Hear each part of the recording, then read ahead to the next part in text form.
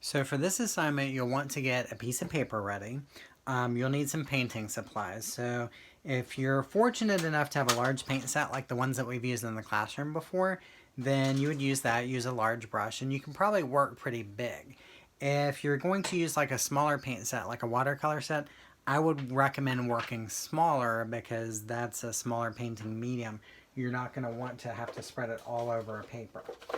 You could also use, in place of water-based paint, you could actually use water-based markers like Crayola markers. So not permanent markers, not what you guys are used to calling Sharpies. So what I'm going to do is, to get started, is I'm going to start a portrait, but it's going to kind of break some of the rules of perspective that we've talked about in class. We know what an oblique portrait looks like. We know what a profile portrait looks like. So profile looks to the side, oblique looks like the person's looking right at us.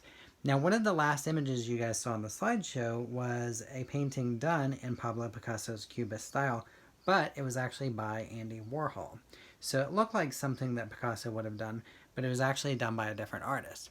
So what I'm doing here is I'm sort of dividing my paper in half almost.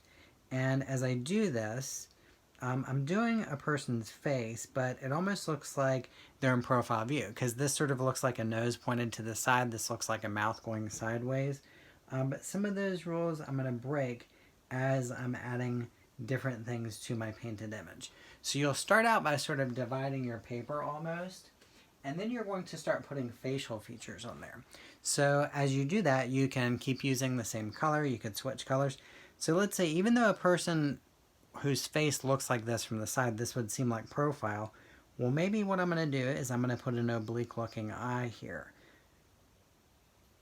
So at first it seems like, well, that could be looking to the side, but no, when I complete the shape of it, and I do something more like this, this appears that they're looking towards us, especially if I put like the iris or the pupil so that it's pointed this way. Then what Picasso would do is he would break the rules of perspective. So I mentioned in my video before where you might be looking at a cube, and on a cube, the face would have certain parts, like this block that I have. This isn't a perfect cube, but it's more like a rectangular prism. But if we imagine someone's face being on this, their nose would be here, we would have eyes here, and they would have ears here.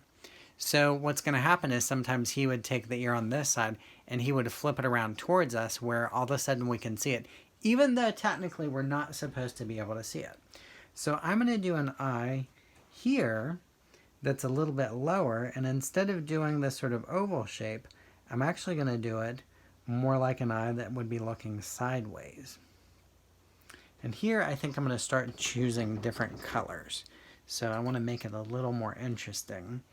So as an artist and designer, what I need to think about is showing the idea of repetition.